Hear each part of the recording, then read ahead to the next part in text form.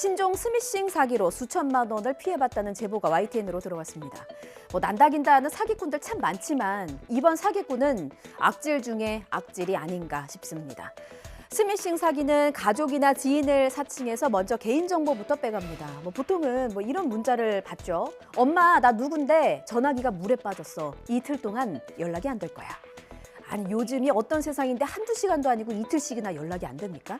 휴대전화 고장 나도 렌트도 되고 방법이 다 있습니다. 절대 속지 마세요.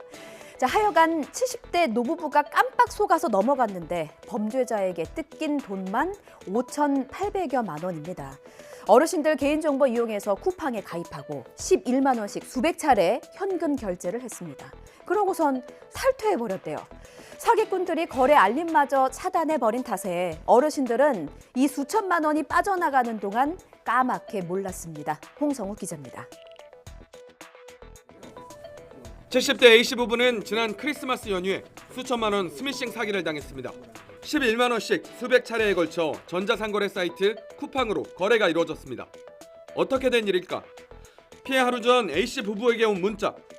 아들이라며 휴대전화기를 물에 빠뜨려 전화가 안 될 거라는 문자였습니다. 스미싱 범죄 조직 사칭 문자였습니다. 사기 조직은 해킹 앱을 통해 스마트폰에 담긴 개인정보를 빼냈고 이를 이용해 쿠팡에 가입한 뒤 물품 구매로 수천만 원을 가로챘습니다. 악성 앱도 함께 깔아 거래 알림을 차단하는 치밀함도 보였습니다. 나중에 알 사실이지만은 그게 알람을 자기 쪽에 돌려가지고 전혀 이쪽에 오지 못하게 만들어 놓은 장치를 해놓으니까 몰랐다는 거지. A씨 부부가 쿠팡 측에 피해 사실을 알렸지만 달라진 건 아무것도 없었습니다. 사기 조직이 물품 구매 뒤 계정을 탈퇴했기 때문이었습니다. 너희들이 협조를 해줘야 할 거 아니냐. 그랬더니 그건 자기는 잘 모르고 경찰서에다 얘기를 해서 경찰 수사관이 전화하면은 담당 부서가 있답니다. 그때 답변을 드리겠습니다. 이렇게 얘기를 해가지고. 쿠팡 측은 이런 수법의 스미싱 사기는 처음이라 대응에 어려움이 있다면서 취재가 시작되자 뒤늦게 피해자를 도울 방법을 논의 중이라고 밝혔습니다. 자꾸 늘어나고 또 발전돼 가는데 이런 방비하는 것은 은행이고 국가고 뒤따라가지 못하지 않느냐 이런 얘기죠. 이게 어디가 국가를 믿고 은행을 믿고 돈 맡기고 살겠습니까? 참 한탄스러운 일이에요 이게. 아파트 경비 노동자들의 열악한 대우도 좀처럼 고쳐지지 않는 악행입니다. 부당한 대우를 받고 있다는 호소가 끊이지 않고 있지만 누가 크게 다치거나 목숨을 잃었을 때 딱 그때뿐입니다. 이번에는 좀 다르길 바라면서 이 뉴스 전합니다. 명절이 다가와서 말인데요. 이맘때마다 월급 일부를 떼서 관리사무소에 상납하는 경비원들이 있습니다. 일종의 떡값이라는 주장인데 감사원에서 조사에 들어갔습니다. 다른 곳도 사정이 딱하기는 마찬가지입니다. 갑질과 괴롭힘을 당하다 스스로 목숨을 끊은 동료를 추모하기도 벅찬 시간에 한순간에 대량 해고를 당한 분들도 있습니다. 윤태인 기자가 취재했습니다. 서울 관악구에 있는 한 임대아파트. 이 아파트에 근무하는 경비원들은 명절 때마다 관리사무소 측에 월급 일부를 관행처럼 내고 있습니다. 명절 때 경비들한테 6만 원씩 걷어가지고 10명이면 60이잖아요. 명절 때 줬으니까 그걸 알아서 썼겠죠. 그건 우리가 의사사리는 뭔데. 관리사무소 측도 돈을 받은 사실은 인정했지만 어디까지나 자발적으로 이뤄졌다고 해명했습니다. 받은 건 사실이었으니까 금액을 떠나서 현금을 만원을 받았다는 건 불찰이었으니까 거기에 대한 은근 저도 도의적인 책임이 있고 거기에 대한 은근의 처분이 내려오면 경무에 받아들이죠. 아파트 관리 책임이 있는 서울주택도시공사가 진상 파악에 나섰고 감사원도 자료를 확보하고 조사에 착수했습니다. 서울 대치동에 있는 아파트 앞에서는 무기한 집회가 이어지고 있습니다. 대령감은 처리하라! 처리하라! 처리하라! 처리하라! 지난해 3월 아파트 관리소장에게 갑질과 괴롭힘을 당했다는 유서를 남기고 이 아파트 경비원이 극단적 선택을 했는데 동료 경비원들이 나서서 관리소장 퇴출 등을 주장하자 이에 대한 보복으로 44명에 대해 계약 만료를 통보했다고 주장합니다. 투신 사건 이후로 자기를 몰아내자고 하는 사람들을 갖다가 또 말하자면 잘라대는 거예요. 12월 26일 날 통보를 한 거예요. 그러니까 3, 4일 있다가 나가라는 거죠. 대부분 단기 계약인데다 용역업체를 통한 간접 고용이어서 경비업체가 교체되면 고용 승계가 보장되지 않습니다. 아무것도 법이 없어요. 업체 바꿔도 고용을 승계해야 된다는 법 강제 조항이 없기 때문에 그게 그래서 용역이나 뭐 하청 노동자들의 가장 큰 문제가 그거거든요. 이거 법제화하자고 계속 얘기했는데. 차들이 빼곡한 주차장입니다. 여기서 문이 열리는 차를 어떻게 찾을까요? 답은 사이드 미러에 있습니다. 사이드 미러가 이렇게 펼쳐져 있으면 문이 열리는 차량일 가능성이 높다는 점을 포착해서 여기만 골라섰던 차량 터리범의 모습, 여기 빨간 동그라미 안에 있습니다. 절도를 시도하는 모습이에요. 문이 열리네? 라고 생각했겠죠?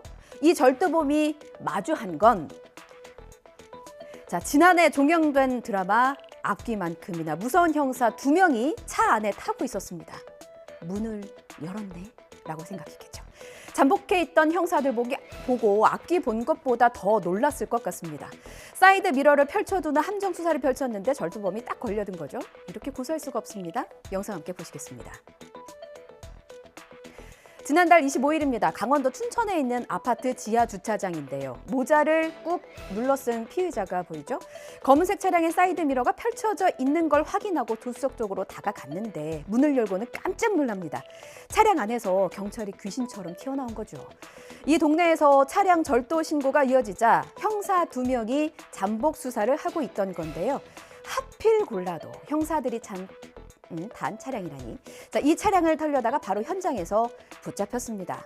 이 절도범은 한 달 동안 15차례에 걸쳐서 수백만 원을 훔친 상습 절도범입니다. 이렇게 주차장에서 현행범으로 체포됐고요. 바로 2차 타고 끌려갔습니다. 지금은 구속 상태로 재판을 기다리고 있습니다. 방송 시청하시는 절도범들 잘 보세요. 누군가는 이렇게 당신의 범행을 지켜보고 있고요. 조만간 경찰이 잡으러 갈 겁니다. 그러니까 범죄 계획하고 있다면 여기서 그만 멈추십시오. 어제 자정 서울 도심 한복판에서는 위험천만한 도주국이 있었습니다. 아니 어찌나 술에 취했던지 그냥 역주행하고 신호 위반은 밥 먹듯이 출동한 경찰차까지 들이받으면서 도망쳤습니다. 사람 안 다친 게 천만다행인 상황이었는데 왜 그리 필사적으로 도망쳤나 봤더니요. 최근에 음주 사고로 직위가 해제된 현직 소방관이었습니다. 불 끄기 전에 본인 술부터 끊으세요. 이 정도 사고치고 이렇게 뉴스에 나오고서도 술 못 끊으면 가족들이 연을 끊을지도 모릅니다. 우종훈 기자입니다. 늦은 밤에도 유동인구와 차량이 많은 홍대 입구역 인근 사거리. 음주운전 의심 차량이 신고를 받고 출동한 경찰차를 그대로 들이받고 도주합니다. 사고 충격으로 경찰차 안은 좌우로 심하게 흔들리고 경찰관도 몸을 가누지 못합니다. 이미 차량 앞부분이 심하게 부서졌지만 중앙 분리봉을 뚫고 역주행과 신호위반도 서슴지 않습니다. 자정쯤 서울도심 한복판에서 40대 운전자가 경찰차와 도주극을 벌였습니다. 붙잡힌 운전자의 혈중 알코올 농도는 면허 취소 수준이었습니다. 홍대 입구역 근처에서 시작된 위험한 추격전은 신촌역까지 고개 운전을 펼치며 20분 동안 계속됐습니다.